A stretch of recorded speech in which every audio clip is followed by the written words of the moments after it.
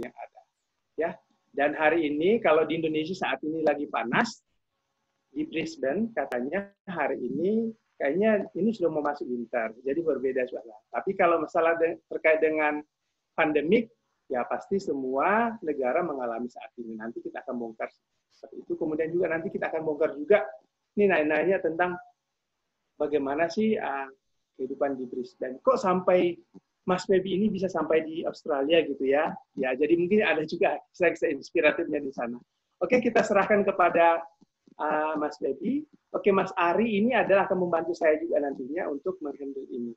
Ya, ada Mas Ari dari Yakobi Indonesia. Kepada Mas Baby Dwi Rahmadi, dengan hormat disilahkan. Terima kasih. Bismillahirrahmanirrahim. Assalamualaikum warahmatullahi wabarakatuh. Waalaikumsalam warahmatullahi wabarakatuh. Selamat sore, salam sejahtera untuk kita semuanya.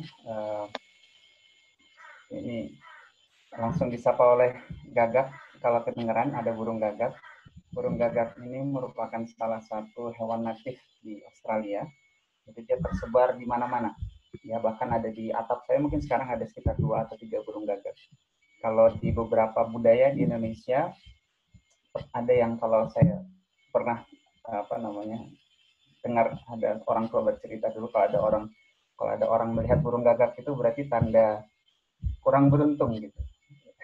Sementara kalau Bapak Ibu sekalian atau teman-teman semuanya ke Brisbane atau ke Australia itu di mana-mana ada burung gagak. Jadi semoga burung gagak itu tidak memperlambangkan kesialan gitu ya, karena di sini banyak sekali burung gagak. Baik, saya ucapkan terima kasih sekali atas undangan yang diberikan kepada kami. Ini dari Yayasan Komunitas Belajar Indonesia ya. Saya sudah mengenal Bang Asri ini dari dulu semenjak beliau menjadi Presiden Indonesian Student Association of Griffith University. Jadi beliau dulu pernah menjadi komandan saya ini. Jadi saya di bawah pimpinannya Bang Asri. Jadi saya sudah sangat mengenal beliau dan jadi saya sangat terima kasih sekali untuk dapat diberikan kesempatan untuk sharing di sini. Ya, yang akan saya sharing di sini merupakan pengalaman kami pribadi di Australia dan juga tentunya dengan beberapa studi literatur ya untuk memberikan support data dan sebagainya terkait tentang bagaimana Australia khususnya menangani COVID-19. Sebelumnya saya izin untuk sharing video, boleh? Gimana ya? Saya sharing video ya. Sharing screen.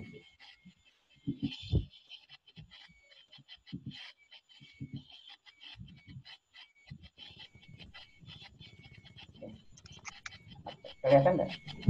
Kelihatan. Kelihatan. Oh, ya, mungkin yang saya screen harus yang saya share utamanya.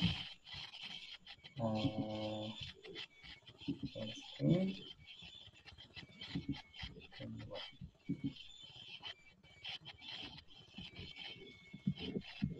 Yang kelihatan apa di sana ya? Kok saya agak Kelihatan screen-nya, nanti Abang buka videonya dulu, nanti yang di-share pas videonya. Oh iya. Ya. Kelihatan ya? Ya, kelihatan ini. Udah kelihatan ya? Ini PPT-nya. Kelihatan apa di sana? Kelihatan PPT yang warna merah, COVID-19 and disease overseas. Oke. Ya. Berarti udah ya? Insya Allah. Berarti ini yang sudah benar. Baik. Baik, yang tema yang akan saya angkat sekarang, jadi waktunya memang tidak panjang ya, sekitar 15 menit. Saya akan coba menggambarkan peta pertarungan kita dengan COVID-19. Ya, kalau kita menganggap ini sebagai sebuah pertarungan, ya, untuk memberikan semangat kepada kita sehingga kita bisa bersatu sebenarnya bahwa kita sebenarnya memiliki musuh yang sama. Ya, kita memiliki musuh yang sama, cuman permasalahannya musuhnya ini tidak dapat terlihat. Dan banyak yang menyebutnya itu sebagai the invisible enemy. Hingga akhirnya kesulitan bagi kita untuk dapat memahami bagaimana strategi perang itu yang harus kita jalankan.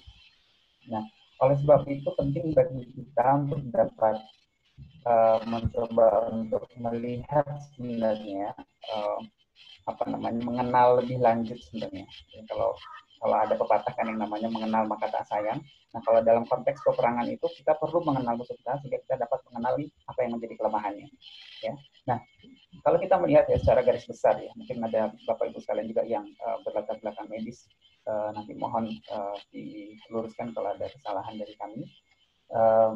Ini merupakan apa namanya secara garis besar ya, ketika kita berbicara tentang transmisi dan penyakit menular. Ya, ada yang namanya anthroponosis, di mana di situ manusia dan dari manusia dan ke manusia yang lainnya, ya seperti misalkan dalam konteks hal ini adalah flu, dan bahkan sekarang sudah di COVID-19 ini juga menjadi masuk dalam anthroponosis, walaupun sebelumnya dia adalah merupakan zoonosis, jadi merupakan penyakit yang berasal dari hewan. Ya, nah dari hewan ke manusia dan lalu dari manusia bisa ditularkan ke manusia. Begitu pula sebenarnya dengan penyakit-penyakit yang lain sebenarnya yang ada, yang pernah kita dengar, seperti SARS, seperti MERS, seperti bahkan HIV/AIDS sekalipun, itu juga awalnya adalah penyakit yang berasal dari simpanse. Itu berdasarkan dari literatur yang ada. Nah, sekarang dia sudah menjadi manusia ke manusia. Lalu kita juga ada penyakit yang indirect transmission ya, di mana di situ dibutuhkan vektor atau kendaraan untuk dapat membawa virus itu, karena virus itu dia tidak bisa menular begitu saja melalui apakah itu droplet ataupun airborne. Ya, contohnya ini banyak ya di Indonesia seperti demam berdarah, malaria dan sebagainya. Itu merupakan membutuhkan vektor, dalam hal ini adalah nyamuk. Begitu pula juga ada yang namanya animals to animals, dari animals juga membutuhkan vektor, lalu dari situ vektornya juga bisa mempengaruhi manusia. Baik. Jadi kurang lebih seperti itu. Nah, sekarang kondisinya COVID-19 ini sudah bergerak dari zoonosis menjadi anthroponosis. Jadi sudah lebih tingkat keparahannya itu bisa menjadi lebih berbahaya karena manusia berinteraksi dengan manusia yang lainnya. Nah, kalau kita bicara tentang konsep keseluruhannya, karena kita penting juga untuk dapat memahami kenapa sebenarnya virus itu ada, kenapa virus itu bisa ke manusia dan sebagainya. Sebenarnya kalau kita melihat satu keutuhannya, lingkungan itu sebenarnya satu sistem yang saling bersinggungan satu sama lain.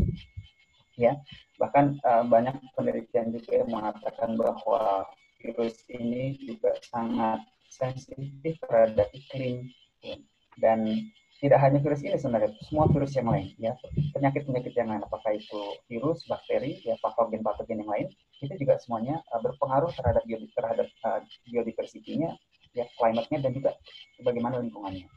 Nah, kalau kita bisa lihat di sini, yang ingin saya garis bawahi di sini adalah bahwa ternyata 70-75% dari emerging infectious disease. Jadi ini bukan Idul Adha, tapi emerging infectious disease ya.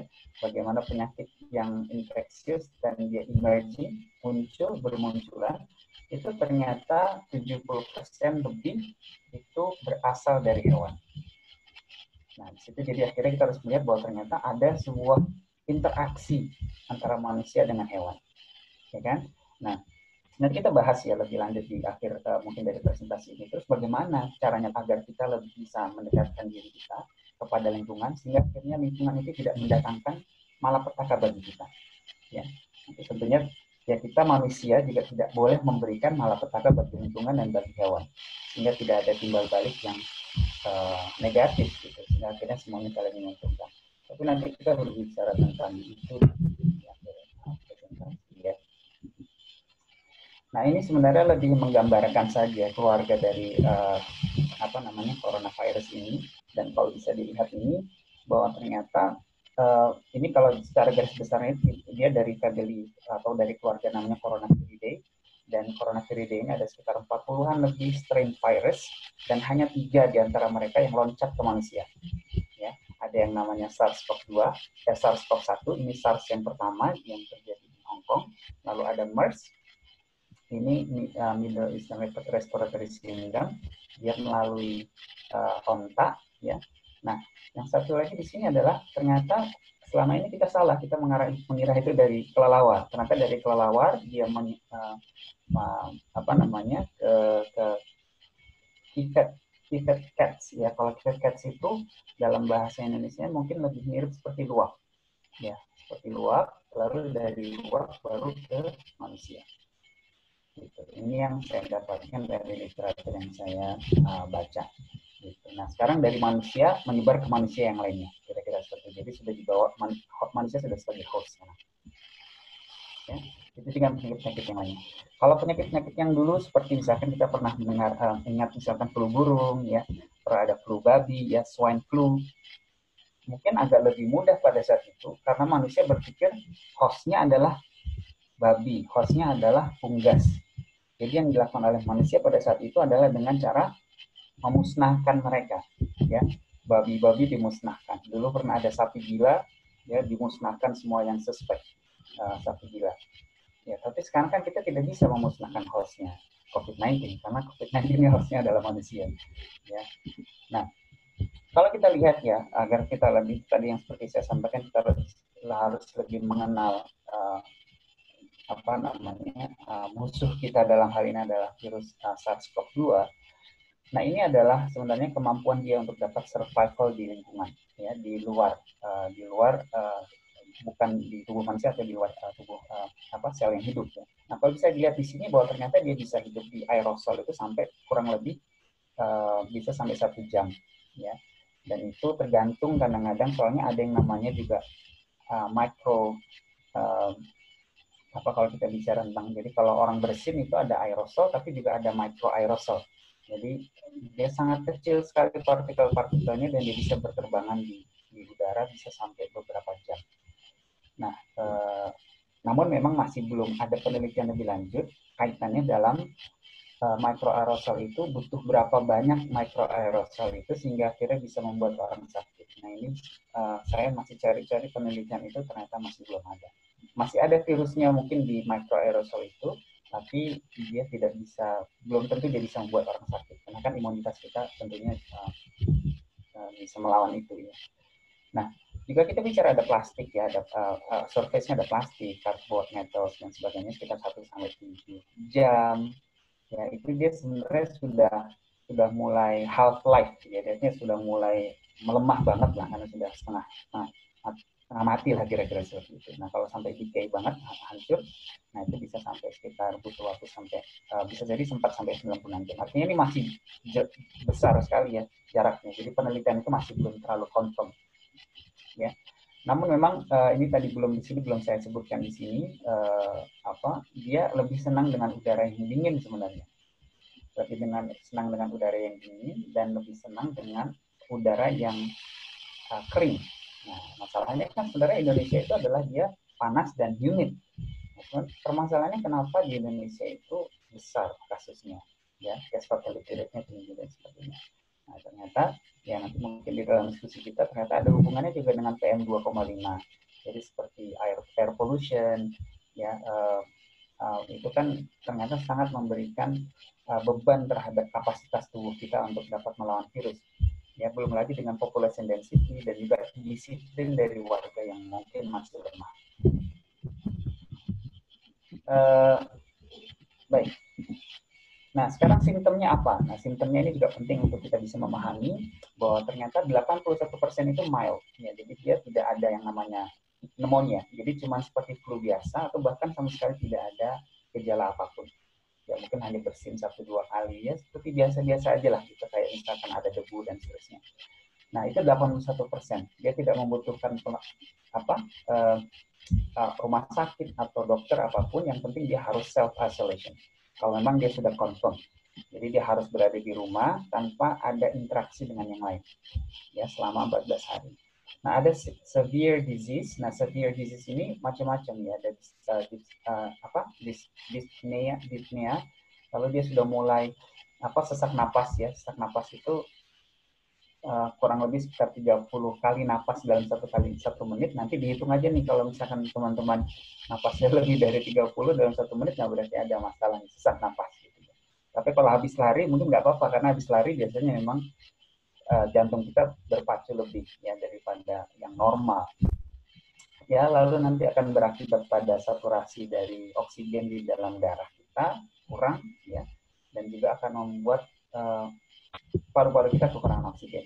Nah, itu sekitar 14%. Nah, biasanya orang dengan gejala seperti ini membutuhkan pelayanan di rumah sakit, namun tidak membutuhkan ICU. Nah, yang terakhir adalah critical disease, itu 5% saja. Ya. Kalau tadi kan 81%, ada 14% yang severe disease. Nah, ini 5% ini membutuhkan ICU. Ya. Nah, di sini di mana dia akan memiliki kemungkinan untuk dapat gagal pernafasan. Jadi dia membutuhkan, karena paru-parunya itu sudah dipenuhi oleh cairan, ya, kemampuan paru-paru untuk dapat akhirnya mendapatkan oksigen juga sangat berkurang, dan ini bisa shock dan juga akhirnya bisa menyebabkan multiple organ dysfunction atau failure. Nah, di sini dia membutuhkan ICU, membutuhkan ventilator dan seterusnya. Bahkan ini sangat mengancam jiwa ya, khususnya bagi mereka yang memiliki penyakit-penyakit penyerta atau usia lanjut.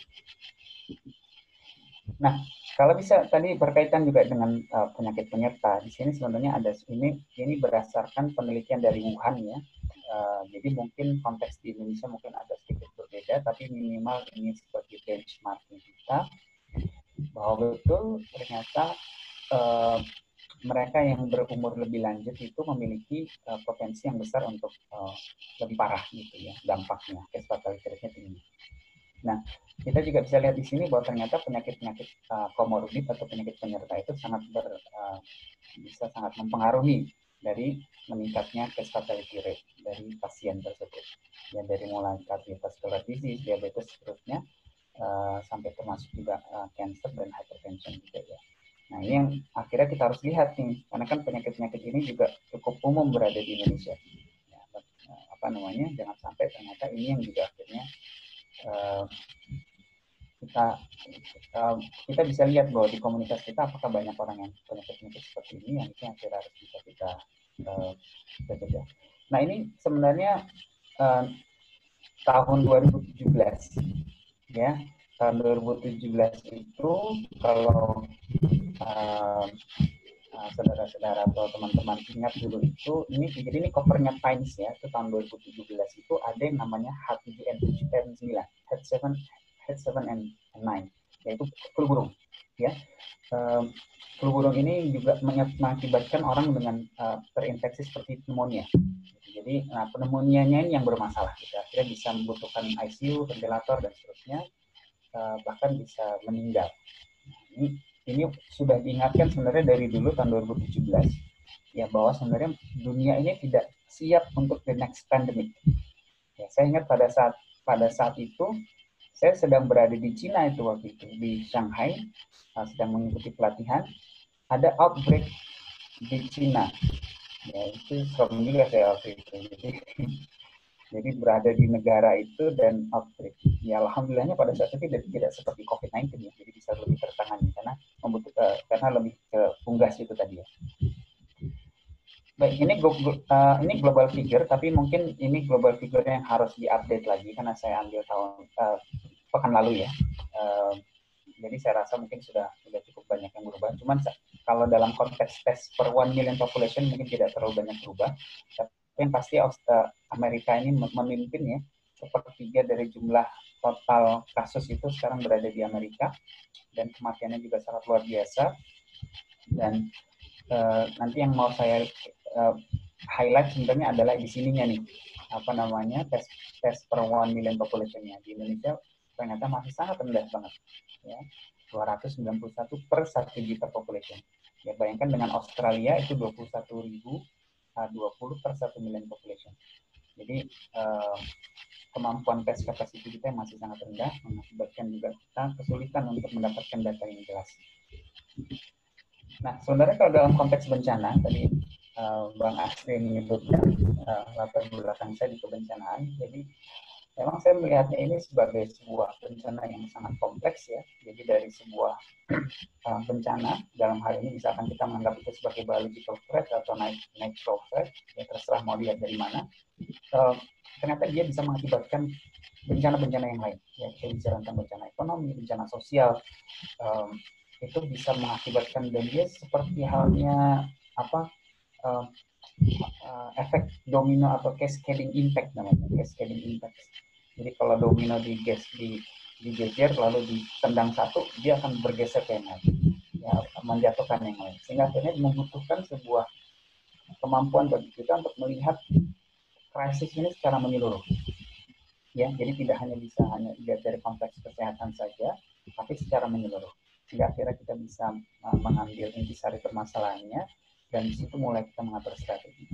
Makanya kemarin saya juga membuat tulisan ya kaitannya tentang beberapa kesalahan PSBB dan juga pendekatannya yang melalui bansos ya, walaupun bansos itu juga katakanlah mungkin cukup menghibur masyarakat, tapi belum tentu bisa menyelesaikan permasalahan yang utamanya ya.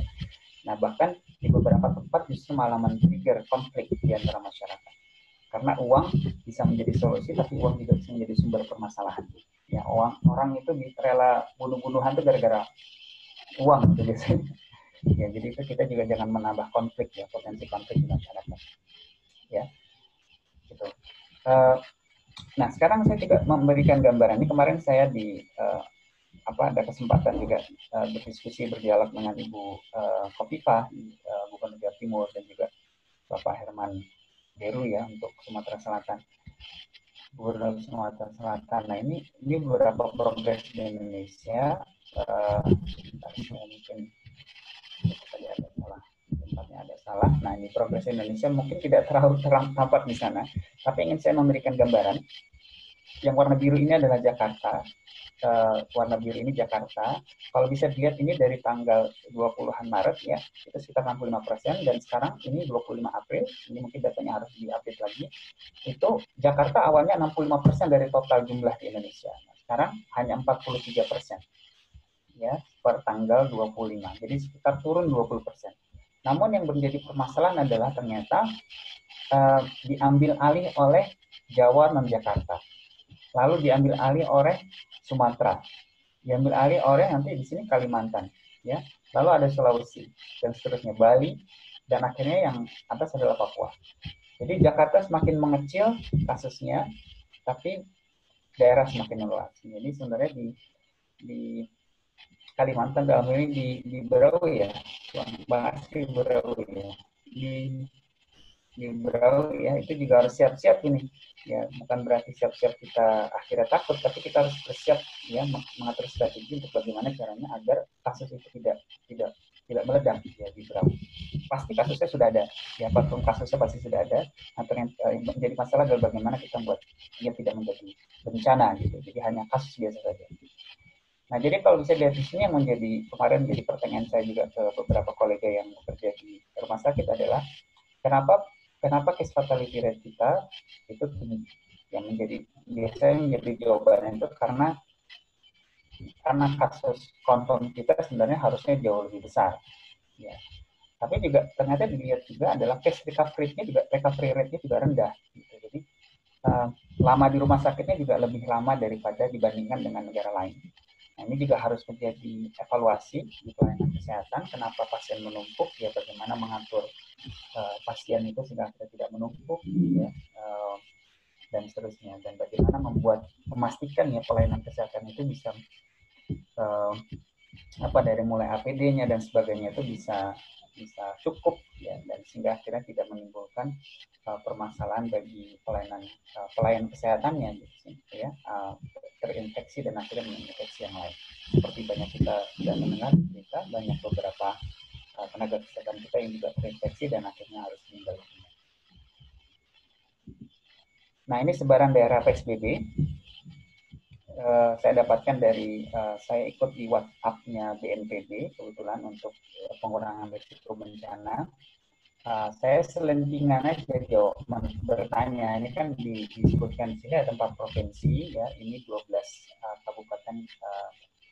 kabupaten kota ya di Indonesia. Sementara yang lain kan ini berarti belum nih. Ya, Kalimantan berarti belum semuanya ya PSBB, belum ada yang PSBB ya. Nah, ini yang menjadi pertanyaan saya, ini bagaimana nih daerah-daerah yang memang belum PSBB, sudah seberapa siap mereka untuk mendapatkan menggerakkan ya warganya untuk dapat menjaga betul-betul agar sama sekali jangan sampai ada namanya local transmission.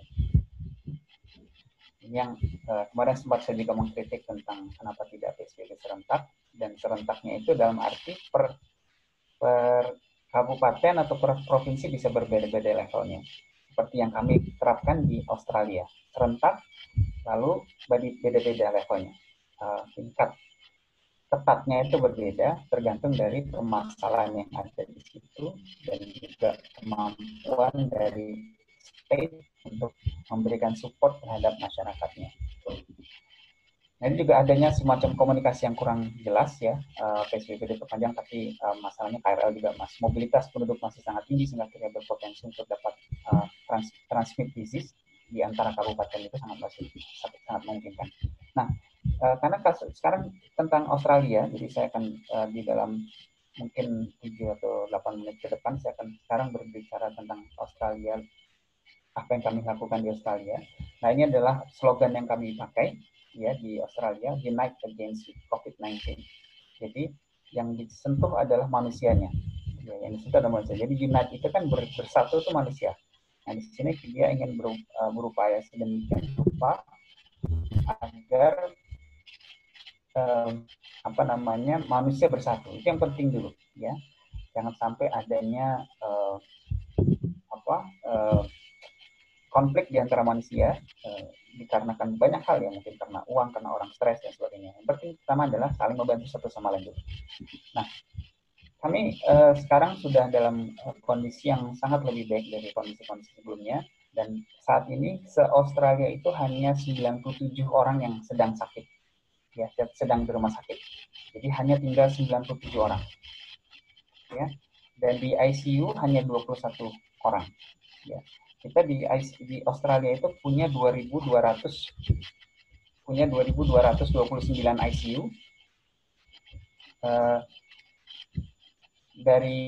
Dengan adanya COVID-19 ini ditambah menjadi sekitar 7.500, tapi nyatanya sampai sekarang, alhamdulillah sekarang cuma hanya 21 orang yang membutuhkan ICU. Dan 757.000 positif tes yang sudah dilakukan dan hanya 0,9 yang positif, dan kurvanya sudah melandai. Ya kan, bisa lihat ini kurvanya sudah melandai. Ya, sehingga akhirnya Australia secara keseluruhan akan ada namanya staggered ease restriction. Jadi secara bertahap akan menurunkan restriksinya. Ya, nanti saya akan jelaskan lebih lanjut bagaimana ininya. Nah, sukses faktorsnya itu ada beberapa faktor saja sebenarnya, 4. Yang pertama adalah memastikan bahwa kita memiliki proportion response, jadi responnya itu tidak berlebihan tapi juga tidak menganggap enteng. Itu penting. Nah, kesalahan negara kita, negara Republik Indonesia itu awal-awalnya ada kesan seperti menganggap enteng permasalahan ini. Ya, macam-macam lah ya, dengan menganggap bahwa ini tidak akan masuk ke Indonesia dan seterusnya. Dan yang kedua adalah supporting and maintaining quality care. Jadi kita memastikan pelayanan kesehatan kita itu betul-betul siap, ya, dan APD-nya siap juga. Jadi artinya mereka siap untuk menangani pasien COVID-19. Yang ketiga adalah communication to engage, empower, and build confidence in the community. Jadi di sini kita berbicara tentang bagaimana masyarakat itu dilibatkan dari segala macam hal. Karena pada intinya, tadi ada sebuah penelitian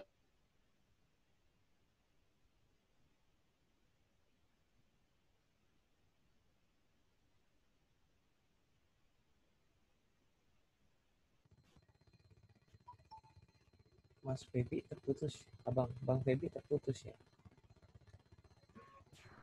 Nah, teman-teman sambil menunggu ya, karena ada sedikit gangguan koneksi dengan Mas Febi di Brisbane. Jadi ya inilah salah satu challenge, tantangannya ketika kita melakukan pertemuan secara virtual. Jadi salah satu tantangan ya jaringan yang mungkin kadang-kadang ya, ini sudah bisa dimaklumi ya, karena setiap saat ini juga kita bisa mengalami hal yang sama. Sambil menunggu Mas Febi, saya juga ingin menyapa teman-teman yang ada. Tadi selain ada juga ada dari PPMPK. Oh, kayaknya ini Mbak Arini. Ada tulisan di sini namanya Nur. Ada juga ada Sadam ya. Juga ada Mita. Terima kasih sudah bergabung semuanya. Ada Bang Fahri, ada Kak Nurul, ada Yeye, ada juga Kak Oki, ada Hidayani, terima kasih juga sudah bergabung. Ada Mas Faisal Amir dari Sulawesi Selatan yang sudah bergabung. Ada Lita Nuansa yang sudah bergabung di kita ya. Kayaknya Mas Febi udah connect lagi. Belum. Belum connect ya? Iya. Kok hilang katanya? Kok hilang? Mungkin Mas Ari bisa di ini lagi dibantu ya. Iya. Ini sebentar lagi tunggu dia masuk kembali. Oh iya. Minta Nah, Mas sambil Febi ini teman-teman. Ya, jadi sambil ini kita nunggu Mas Febi ya. Jadi teman-teman juga sudah bisa mendengarkan apa yang sudah dipaparkan oleh Mas Febi tadi dari perspektif beliau. Kemudian nanti akan dipaparkan lebih lanjut tentang apa strategi yang dilakukan oleh pemerintah Australia untuk menangani kasus pandemi ini. Kita lanjut ya. Belum ya? Belum.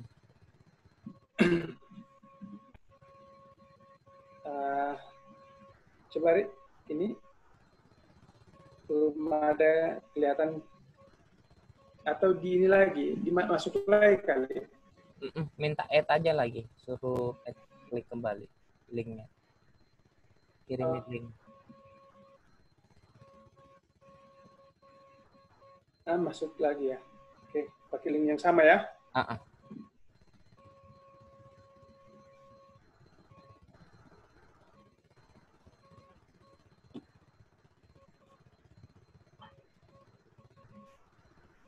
Oke, sambil kayaknya tidak lagi nyoba dia, lagi nyoba. Tunggu aja.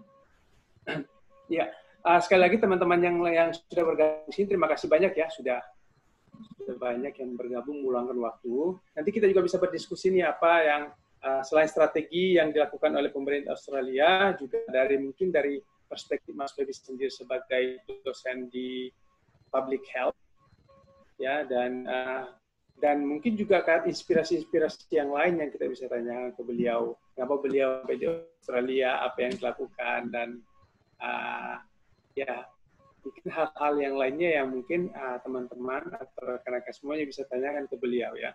Karena banyak sekali hal-hal yang kita lakukan, termasuk apa yang dilakukan oleh rekan-rekan Indonesia yang ada di Australia, khususnya di Brisbane saat ini.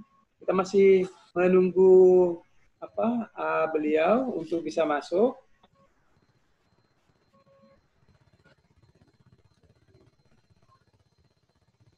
Ya, sambilnya karena kalau di Australia saat ini kan kita berbeda 2 jam ya. Kalau di waktu Indonesia Barat, Indonesia Tengah itu dengan di Brisbane kita bedanya 2 jam. Jadi di sana udah jam 4 lewat. Dan buka puasanya kayaknya jam 5-an kalau sedikit ya. Oke, kita masih. Atau mungkin ada teman-teman yang lainnya, mungkin kalau ada yang mau memperkenalkan atau nanti mungkin juga ada pertanyaan bisa langsung ditulis di chat room-nya ya, sambil mengenalkan ini di mana aja kotanya supaya kita bisa tahu juga. Selain yang kita sudah biasa tahu, misalnya ada Kak Pepi, berarti dari Berau, kalau tidak dari Samarinda ya. Nah, bisa teman-teman juga bisa, kalau ada pertanyaan bisa langsung di chat, diketik di chatnya Ya, sambil kita menunggu. Ketik nggak aja. Nggak bisa, Ri. Katanya nggak bisa dia. Waiting, katanya waiting. Oke. Ini yang aku kirim barusan. Oh, yang kirim link ya? Kirim link barusan. Oke. Oke, link ini.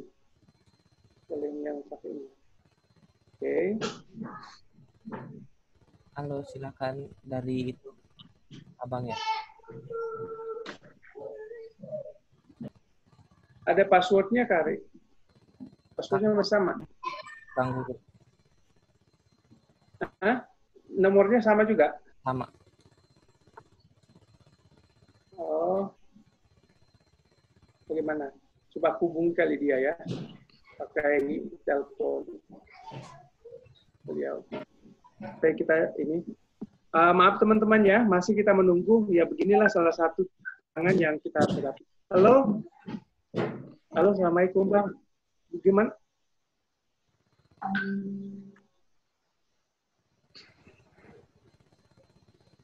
Oh gitu.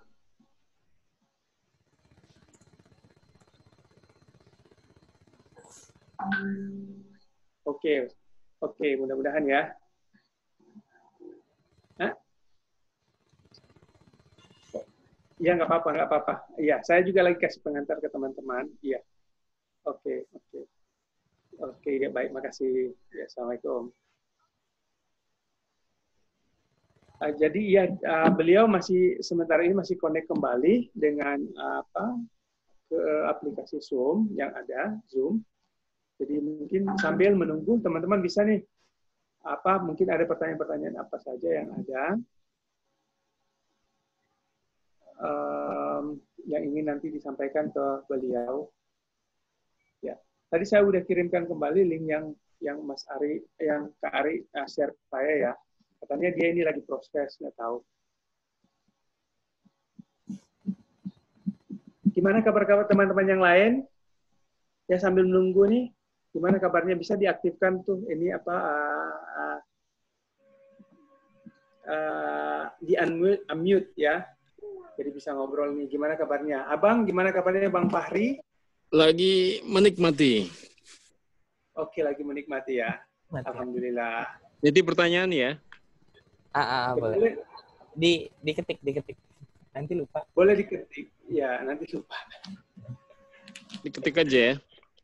Ya, diketik aja. Jadi nanti di ya, rekan-rekan yang punya pertanyaan, jadi mungkin bisa diketik. Jadi nanti kita bisa bacakan ulang ya.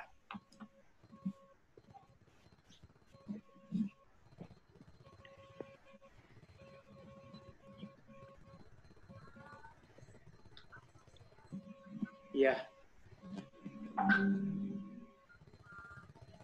Ini masih belum ada ini dari beliau. Jadi Abang apa pertanyaannya? Ada yang teman-teman yang lainnya juga bertanya?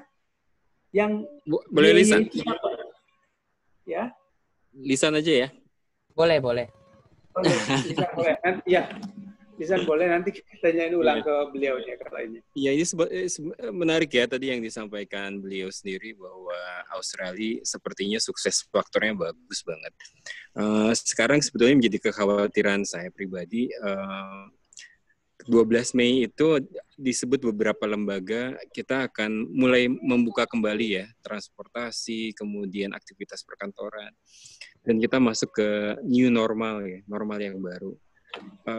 Titipan pertanyaannya sebetulnya respon kita harusnya bagaimana gitu menghadapi new normal ini? Apakah interaksi masih terus dijaga begitu, menggunakan masker dalam segala aktivitas, atau kita sebetulnya udah nggak ada masalah gitu. Tapi padahal kalau tadi dari penjelasannya kan Jakarta memang menurun, tapi tren di tempat lain tuh langsung masih meningkat gitu. Jadi kekhawatiran masih ada, dan bagaimana kita menghadapi normal yang baru sebetulnya. Kecanggungan menghadapi normal yang baru ini sebetulnya yang jadi kekhawatiran saya pribadi. Terus kemudian kalau kita sekarang mau mudik misalnya habis Lebaran, kalau udah larangan mudiknya udah nggak ada gitu, bagaimana kita menghadapi kecanggungan normal yang baru tersebut. Mungkin begitu. Mudah-mudahan Mas Webi bisa ngasih tips-tips ya gimana kita seharusnya menyikapi hal tersebut.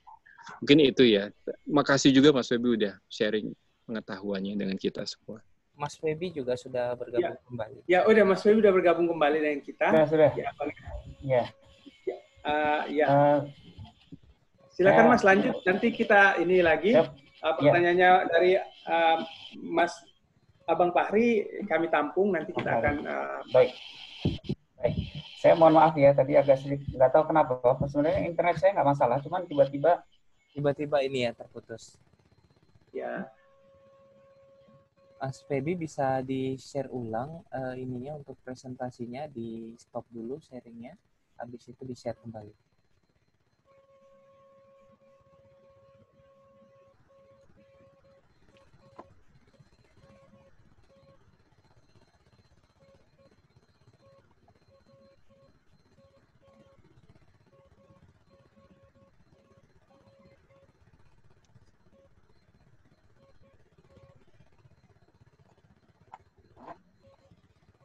Ya, teman-teman yang lain sambil Mas Ebi.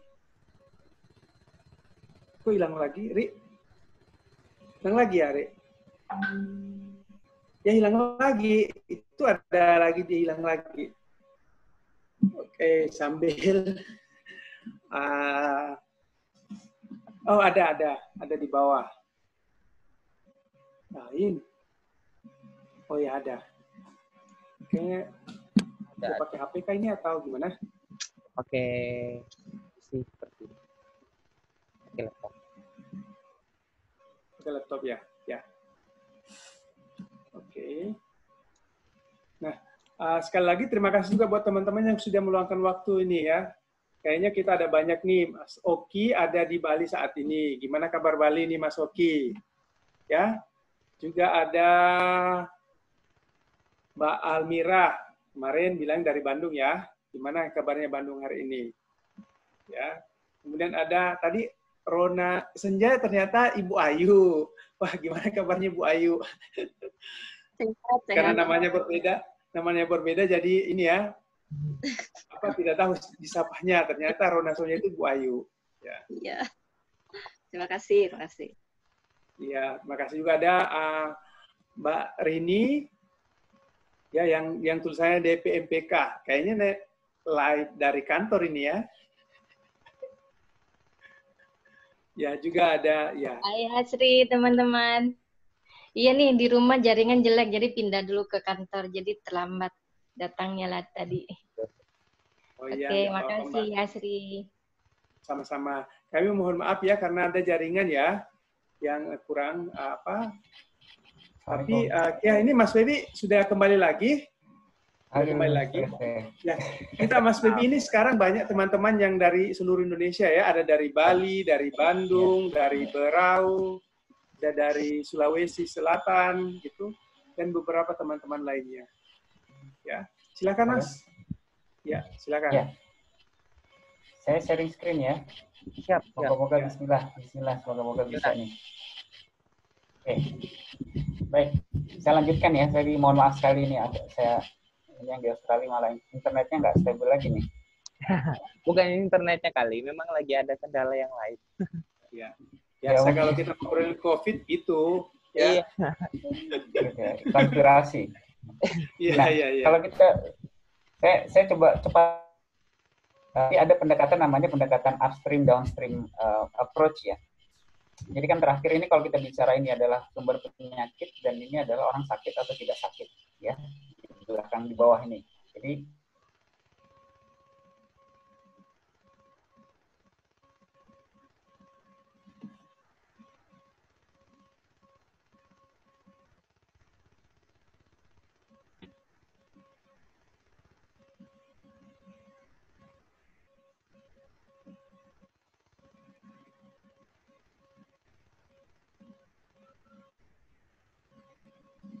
Halo? Halo. Halo Mas Febi? Halo? Halo? Mas Febi gimana? Ya, memang ini mungkin ya juga konspirasi sedikit ini dari COVID. Pas dia dibicarakan gitu, ya. Tapi saya tidak berburuk sangka ya. Jadi ya. Kayaknya ini ada masalah sedikit. Ini juga salah satu ujian, ya. Kata KPP ini ujiannya buat kita jadi sabar.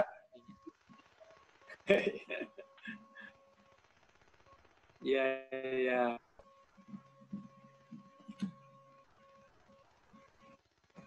Sambil nih Mas Febi ini terhubung kembali dengan kita akan menyapa yang lain. Dan nuansa ini dari mana ya? Terima kasih juga sudah bergabung ya dengan kita di kelas inspirasi Yakobi Pacarita, berbagi kisah menebar inspirasi.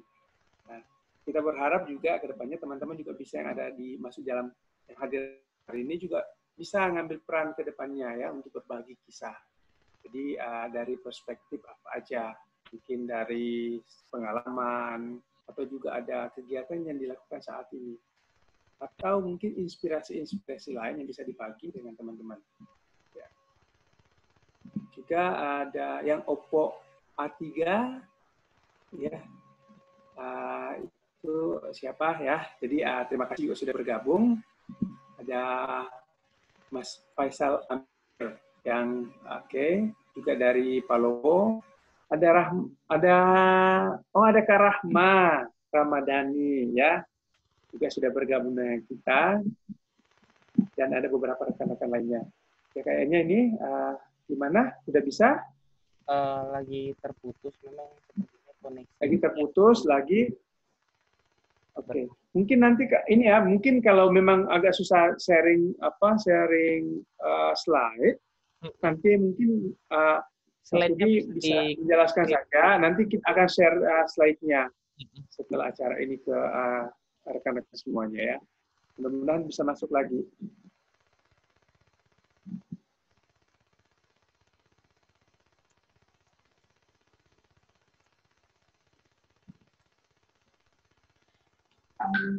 Oke, gimana?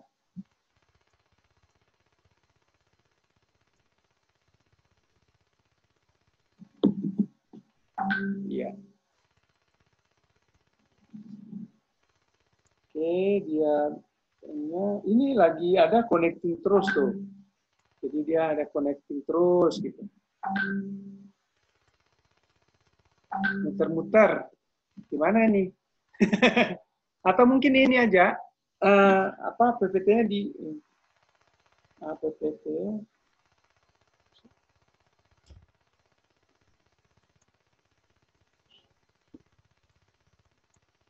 Jadi ya mungkin kayaknya juga PPT-nya mungkin ya. Jadi yang agak sedikit berat. Nah,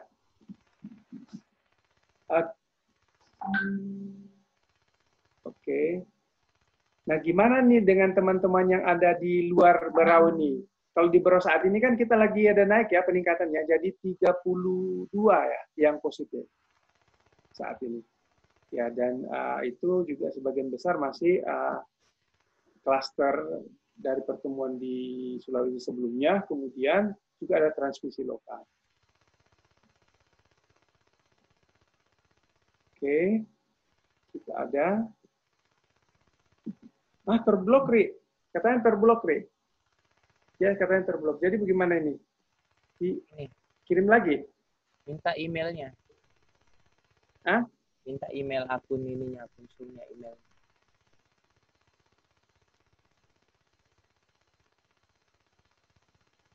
Ya, oke. Terblok ya. Jadi padahal ini menarik ya diskusi kita. Kita belum masuk nih tadi ke intinya. Itu baru paparan apa yang dilakukan oleh pemerintah Australia dalam penanganan COVID ini sehingga angka mereka itu bisa ditekan. Dan saat ini juga semua orang sudah bisa melakukan, meskipun saat ini kata mereka itu masih work from home, tetapi tingkat yang masuk ke rumah sakit juga sangat sedikit. Ya. Jadi itu juga seperti tadi dibahasakan oleh Mas Febi bahwa ternyata pembatasan juga itu secara menyeluruh dan itu dikondisikan disesuaikan dengan kemampuan daerah masing-masing. Tetapi secara menyeluruh dilakukan.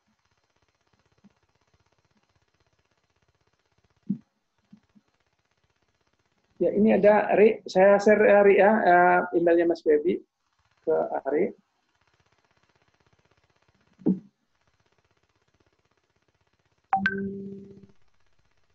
Oke, nanti Mas Ari akan ini.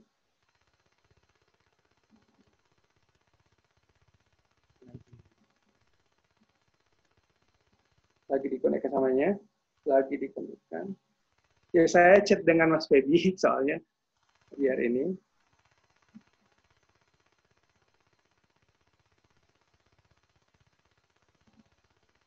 Atau pakai telepon, kalau pakai telepon kedengaran nggak teman-teman? Nanti saya pakai speaker di sini sambil. Ya, Ari sudah. Tadi saya kirimkan emailnya Mas Febi. Iya, sebentar.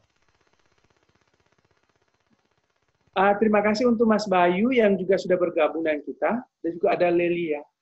Lilia S yang baru saja bergabung dengan kita.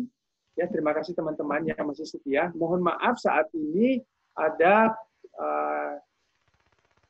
gangguan koneksi dengan Mas Febi yang ada di Brisbane, Australia. Jadi sementara tadi memberikan penjelasan terkait dengan apa strategi yang dilakukan oleh pemerintah Australia untuk menghadapi COVID-19 ini, tapi ternyata juga ada sedikit masalah yang ini. Gimana mungkin dengan teman-teman yang lain, mungkin nih kalau yang dari luar Sulawesi, mungkin kalau tempatnya berapa sih yang positif saat ini, atau apa yang dilakukan mungkin terkait dengan COVID, ya. Tahu Pak Dr. Rustan mungkin mau kasih masukan, ya. Jadi biar sambil menunggu Mas Febi untuk masuk nih. Ya, boleh. Kedengaran, Dai? Kedengaran. Ya. Ya. Assalamualaikum warahmatullahi wabarakatuh, teman-teman, bapak-bapak dan ibu-ibu sekalian. Jadi mungkin sambil saya merasa bahwa materi dari Mas Febi tadi sangat menarik, dan itu beliau memang di bidang disaster ya. Dan mendengar pemaparan dari Mas Febi itu membuat kita semakin semakin galau dalam tanda kutip ya, bahwa penyelesaian untuk COVID ini di dalam konteks RI sendiri itu kemudian menjadi simpang siur. Nah, saya mungkin tidak mau terlalu banyak mengorek data yang beliau paparkan tadi. Contohnya kita belajar ya, mungkin teman-teman dari luar Bro bisa memberikan masukan nanti. Tapi terkait COVID ini, salah satu yang informasi ya untuk teman-teman di Bro barangkali sudah tahu bahwa kita sudah ada 31 positif ya. 32. Nah, 32. Nah, menurut saya pribadi itu angka 32 itu bukan angka kecil untuk sebuah kabupaten. Bantaeng saja itu baru kemarin dulu baru ada 1 kasus. Nah, kita sudah 32. Nah, persoalannya kemudian bahwa kalau kita lihat tadi pemaparan dari Mas Febi, dari alur yang dia bentuk itu, ada 2 poin yang saya ingat itu. Yang pertama adalah bagaimana dia memfokuskan untuk pemetaan dari persoalan COVID ini adalah memang manusianya dulu, itu yang pertama. Kemudian yang kedua adalah quality care. Bagaimana dia membuat sebuah persiapan-persiapan, negeri Australia ini membuat persiapan yang menurut saya sistematis. Nah, kita di Indonesia barangkali secara umum tidak selesai di situ, dalam tanda kutip ya, tidak selesai. Nah, mungkin ada masukan dari teman-temannya, barangkali usulan ini untuk teman-teman bisa membuka forum untuk konteks Bro misalnya. Nah, kalau saya melihat di Bro ini ada 2 yang sekarang berkembang. Klaster Ijma Goa itu dengan transmisi lokal. Nah, pesan dari Mas Febi tadi itu, kalau kita ingat dari materi itu kan dia memesan bahwa jangan sampai ada transmisi lokal. Nah, transmisi lokal ini barangkali menurut beliau nanti kalau dia sudah online lagi bisa kita tanyakan lagi. Mungkin ini lebih untuk tracing itu agak susah untuk transmisi lokal. Kalau untuk Ijma Goa itu dalam konteks Bro sendiri kan ada 3 fragmentasi informasi. Nah, jadi pecahannya itu kan yang pertama adalah ada 50-an, ada 52 atau 56 itu hari kan. Nah, kemudian berkembang menjadi 80-an dan ternyata informasi yang beredar adalah 300. Nah, ini persoalan. Berarti kalau kita memetakan penyelesaian COVID ini untuk konteks Indonesia sendiri, misalnya ada 2 hal, misalnya bagaimana persoalan-persoalan sosial itu diselesaikan di luar dan persoalan-persoalan kualitas kesehatan itu di sisi lain. Udah ya, udah online ya? Belum. Lanjut Mas. Nah, belum, silakan.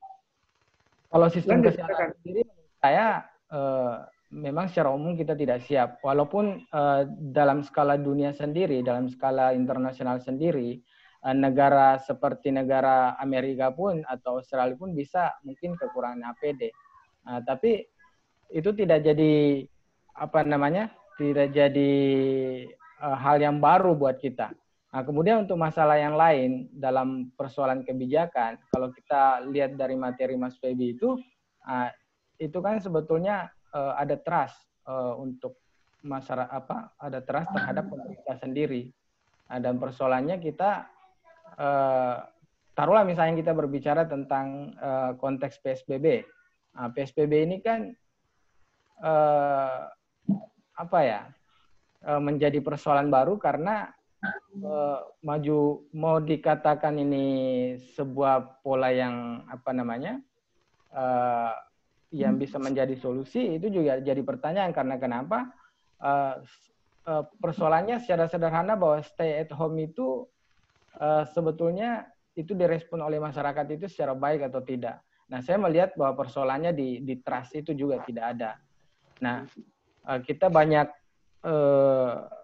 memantau misalnya di media sosial itu persoalan-persoalan ini kemudian menjadi bola liar saja, menjadi sebuah perdebatan yang tidak pernah selesai, sementara pemerintah sendiri tidak memberikan sebuah sistematika penyelesaian terkait ini. Untuk teman-teman sendiri, terutama mungkin teman-teman di Berau, saya pribadi melihat bahwa angka 32 itu adalah angka yang sangat luar biasa, dan sampai saat ini kita menarik kesimpulan bahwa adanya transmisi lokal ini mungkin menjadi sesuatu yang berbahaya ke depan. Dan walaupun itu kita berharap bahwa pemerintah dan segala hal yang terkait dengan kebijakan-kebijakan stakeholder ini bisa di-arrange ulang. Kalau kita melihat data awal Ijma Goa itu yang dari 52 kemudian jadi 80, kemudian terakhir kabar baru adalah ada 300-an, berarti persoalannya adalah di tracing awal. Berarti kalau misalnya pada titik awal 52 itu dipantau, kemudian sisa dari itu berarti liar. Nah, itu kan bisa menjadi transmisi lokal karena tidak dipantau dari awal. Ya, mungkin seperti itu. Oke, terima kasih Pak Dokter. Ini mungkin kegelisahan secara pribadi ya, tapi teman-teman barangkali punya pendapat lain, tapi menurut saya seperti itu. Terima kasih. Ya, terima kasih. Ini Mas Febi sudah berusaha masuk lewat HP juga tidak bisa. Kayaknya Zoom-nya lagi ada trouble di Australia mungkin ya. Dan karena dia bilang bahwa internetnya tidak ada masalah sama sekali. Atau gimana kalau mungkin ya, kalau tadi kan suara saya bisa didengarkan. Nanti mungkin bisa Mas Febi bisa melalui speaker yang ini, dia ngomong, kita akan bisa melanjutkan ya presentasinya, sehingga beliau masih bisa terkonek dengan kita. Saya coba hubungi beliau dulu.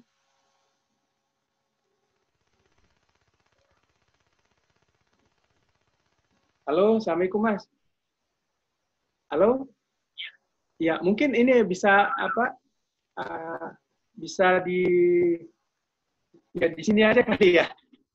Karena kalau agak susah masuk, jadi teman-teman sudah terhubung sebenarnya.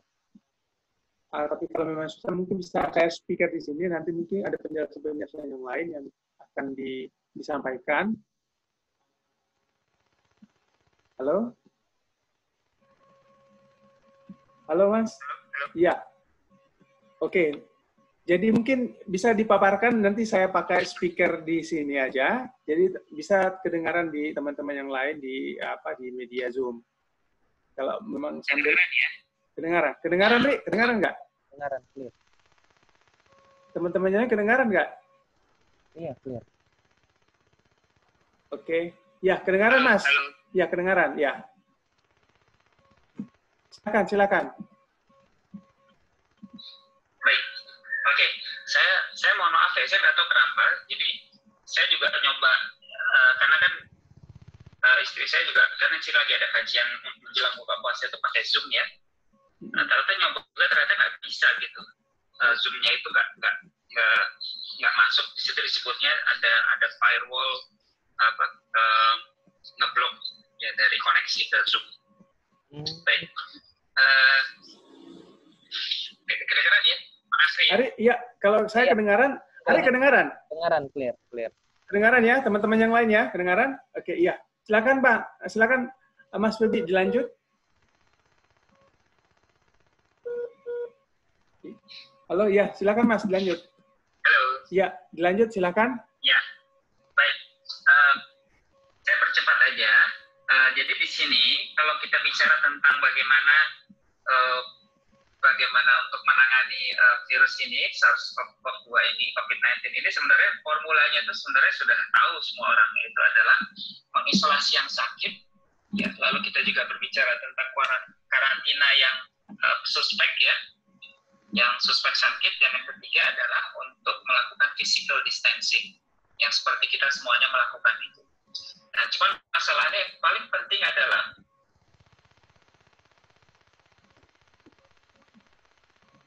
Halo? Connecting lagi. Bermasalah jaringan di sana, ada firewall gangguan. Iya. juga lagi. Oh iya, ya silakan lanjut ya.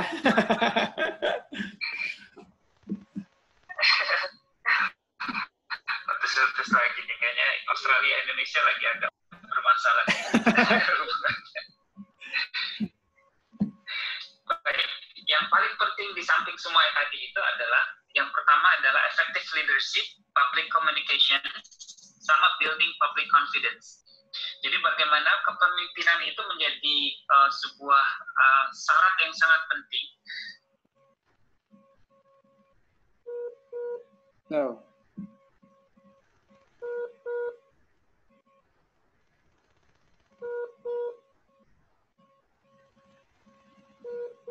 Aduh.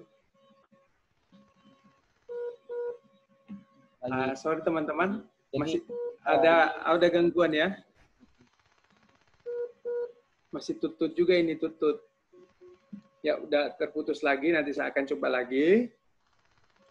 Masih penasaran juga ini strateginya yang dilakukan. Tadi disebutkan ada 3, salah satu effective leadership. Nah, saya berusaha menghubungi beliau lagi saat ini. Mudah-mudahan bisa tersambung ya. Dan juga terima kasih banyak atas masukan dari Pak Dr. Rustan yang sudah bergabung dengan kita tadi memberikan masukan terkait dari apa yang harus dilakukan. Salah satunya di sini adalah trust. Oke Mas, silakan lanjut lagi. Nggak apa-apa terputus tadi. Halo, silakan. Ya. Halo. Tadi saya sampaikan tentang efektivitas leadership itu sangat penting ya. Iya. Iya. Oke. Ya. Bagaimana kepemimpinan itu harus efektif. Nah, kaitannya tentang bagaimana kita bisa melihat kepemimpinan itu efektif itu tercermin dari kepercayaan yang timbul di masyarakat. Itu Bang Asri. Jadi kepercayaan itu sangat penting sekali, dan kepercayaan itu sangat menentukan apakah nanti pada akhirnya masyarakat itu akan disiplin atau tidak sesuai dengan anjuran yang dikeluarkan oleh pemerintah. Nah, jadi kita mengevaluasi juga Bang Asri, teman-teman di Brau, sejauh mana dia percaya terhadap pemerintah daerahnya, sehingga akhirnya pemerintah daerah bisa secara efektif mengorganisasi masyarakat yang ada di Brau, masyarakat yang ada di Indonesia. Oke, ya.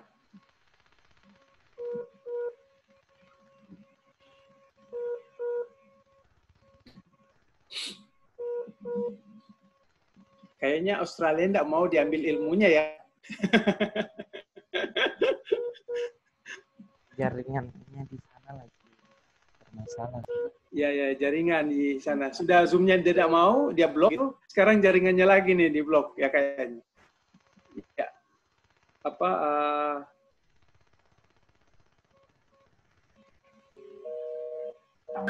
Oke. Ya. Kayaknya. Sekali lagi saya masih ini ya, terima kasih banyak buat teman-teman yang masih setia bersama kita. Ya lanjut. Ya kita sudah connect lagi dengan Mas Febi. Tadi dia membahas tentang ada 3 hal, baru dijelaskan pertama tentang effective leadership. Silakan lanjut, Mas.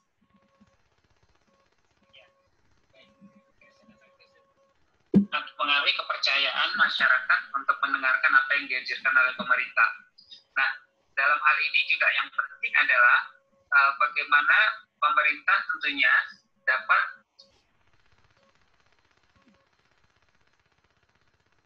Halo? Dia bermasalah sepertinya di sana lagi ini kayak blok Ya. di Australia Jadi, lagi blok jaringannya kayak. Tapi kita tidak diretes kan? Tidak, Cok. Ya, dan ini kayaknya juga dan ini masa-masa kritis nih di sana nih di Australia karena itu sampai menunggu buka puasa soalnya. Ya, karena kayaknya buka puasa nanti itu jam 5.15 ya. Jadi masih menunggu sekitar setengah jam lagi mereka, tapi mereka lagi mempersiapkan acara buka puasa. Nah, sebenarnya teman-teman, ya kita terhubung lagi nih dengan Mas Febi. Kita lanjut lagi ya. Halo? Ya, silakan. Iya, Bang Afri. Ya, memang agak susah sekali kayaknya koneksinya sekarang ini. Biasanya nggak seperti ini. Iya, untuk WhatsApp saja sepertinya agak sama banget sih. Jadi, nah, yang penting sekarang, tadi kan saya tadi mendengar ada yang bertanya tentang the new normal ya, Bang Astri ya. Iya. Itu halo. Oh. Ya, kita koneksinya lagi terputus. Ya, jadi ini saya juga masih penasaran nih ya.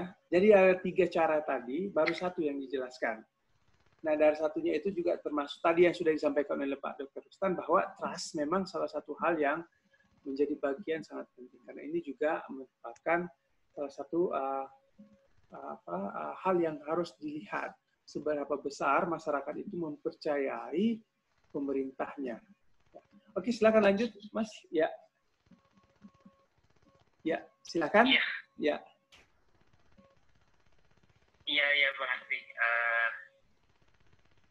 Agak ini juga ini. Tapi enggak apa-apa, teman-teman. Juga ya, keluar masuk ini. Tapi teman-teman nih, kita masih terima kasih sama teman-teman. Normal tadi ya, Bang Astri. Ya. Nah, sebenarnya kita juga beberapa penelitian juga pernah ada yang sudah menyampaikan bahwa ketika misalkan nanti pandemi ini sudah menurun,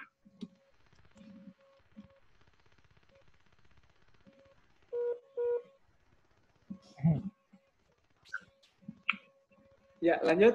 halo? Ya, halo, lanjut, Mas. Saya kira hilang lagi. Oh, enggak. Saya kira hilang lagi. Jadi physical distancing itu sangat penting, ya. Bahkan sampai akhir tahun. Jadi jangan sampai kita senang bahwa dengan berita bahwa pandemi ini sudah menurun, sehingga akhirnya kita lupa untuk melakukan physical distancing dan juga menjaga kebersihan personal. Itu sangat penting. Nah, kalau the new normal ini nanti saya kirim sudah.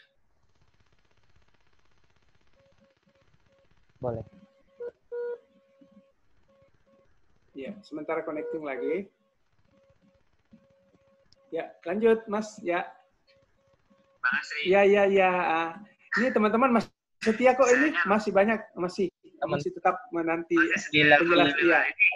Teman-teman lagi nanggung penasaran semua ya. Benar. Ini normal itu normal itu kalau menurut saya ini ada 6. Ya kalau kita bicara tentang konteks Indonesia.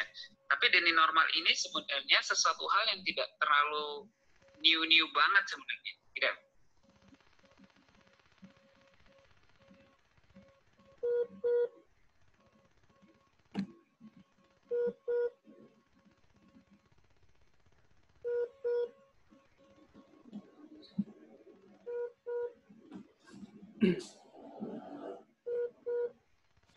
Yang bermasalah ini jaringan saya juga.